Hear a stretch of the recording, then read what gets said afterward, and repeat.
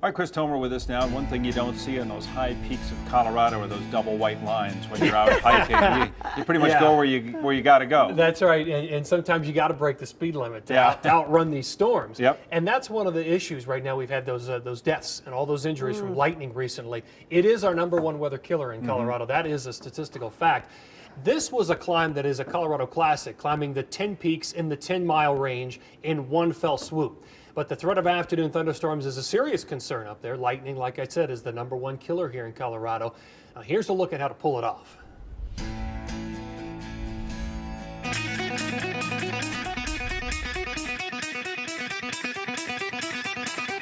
All right, man.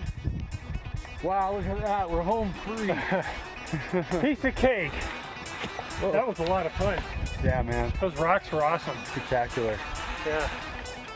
This is peak number 4. Piece of cake. I knew in that moment we were ahead of the clock and would beat the afternoon thunderstorm, reaching our goal of completing the 10-mile range traverse. The day started early in Frisco on peak 1 and didn't end until we hit peak number 10 above Breckenridge.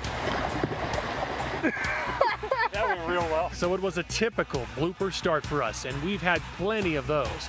John Kudrowski and I eventually got down to business, kicking it into gear. This is the first peak of the 10 peaks traverse. We go from 1, 2, 3, and 4, and that's a scramble. Once we get to 4, it's just a straight jog, trail run, flat ridge walk. Most of the vertical climbing is done right out of Frisco to reach the summit of Peak 1. And we ran most of the connecting ridges, trying to set a fast time and outrun afternoon lightning. Look at that, man. That is some rich monsoon moisture. That is crazy to see such an upward motion this early. Monsoon season in Colorado occurs in July and August each year. It requires special attention. The extra moisture flowing into Colorado gets forced up mountainsides to fuel violent afternoon thunderstorms with heavy-duty lightning. We rolled the dice during our Sleeping on the Summits project in 2011, but my very best advice is to climb early and get below tree line by noon. Yeah, we have to basically traverse the ridge, and there's this little exit crack that you have to hop through there to just make it around the jagged ridge, and that's kind of the key crux point to this route to make it through safely. Most of the fun happens between peaks 1 and 4. It's loaded with Class 3 scrambling like this. Oh yeah, baby. What number is this one? This is called peak number 4. Okay.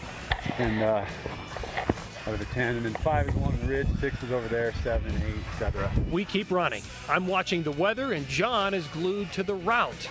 It's a routine we've fine-tuned over the years. No time to buzz around. A little bit of wind, but the storms are building fast. They are, so we got to get over and drop over and get off of this back to our car. Building a little too fast. We eventually finish the route and beat the storms and find some snow to slide down. Piece of cake.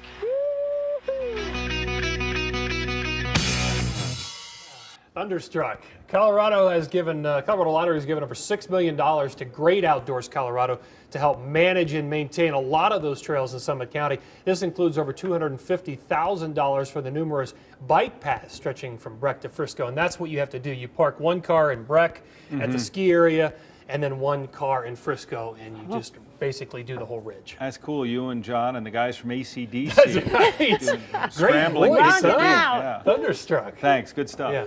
Well, still ahead on Daybreak this morning, Chris Parente is going to join us with all